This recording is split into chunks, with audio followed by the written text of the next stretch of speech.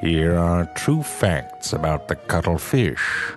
The cuttlefish is not a fish. It is a mollusk of the class Cephalopoda. The cuttlefish is a bit like a clam that millions of years ago came out of its shell and never went back.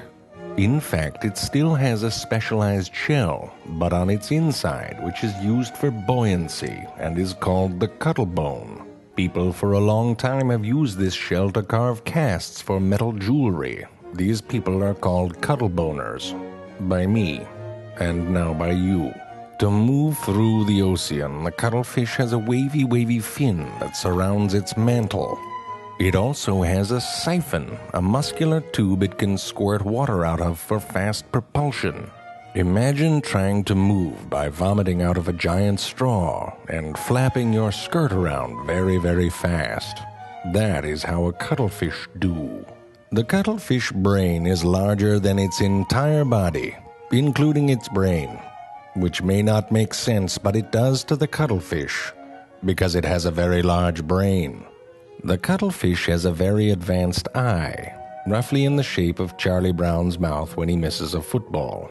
Or perhaps a W that someone wrote when they were drunk. Or the letter Q that someone wrote when they were really drunk. Despite its big brain and weird eyes, the cuttlefish is colorblind, which is curious because it is a color magician of the deep. Like a lactose-intolerant cheesemaker, the cuttlefish is unaware of its own gifts. With the help of millions of color-changey things in its skin, it can change color and texture almost instantaneously. Playing hide-and-seek with a cuttlefish sucks. They don't move, they just change color. You can hear them breathing while you count. How the cuttlefish determines the backgrounds it blends into is largely a mystery, because it can do it in complete darkness. Which is kind of a dumb gift if you ask me, but still amazing. Ah, fish! Then there's the flamboyant cuttlefish, which doesn't try to blend in with shit.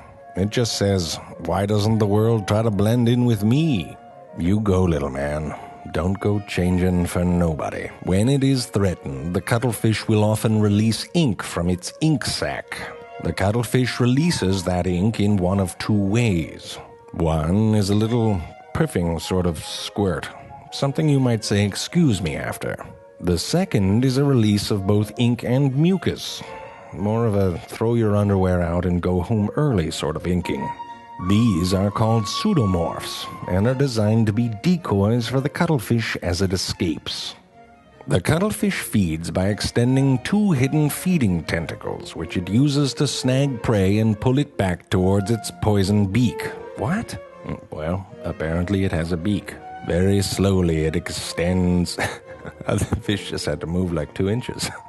Cuttlefish mating begins when the male delicately grabs the female by the face and inserts another specialized tentacle into an opening near her mouth, which I hope is not her nose, and inserts sperm sacs. Males have 4 pairs of arms and females have 3. Weaker males often disguise themselves as females by hiding 2 of their arms.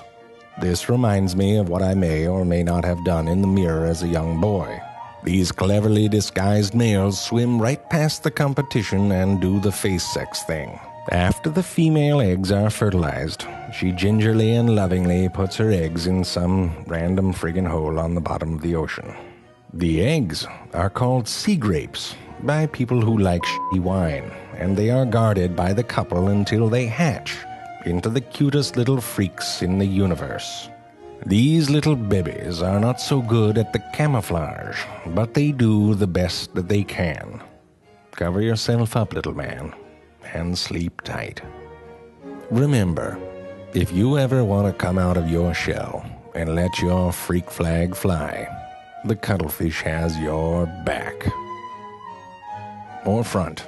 I don't know. I can't tell with them what's front and what's back. The point is, don't let the tentacle parts wrap around your head.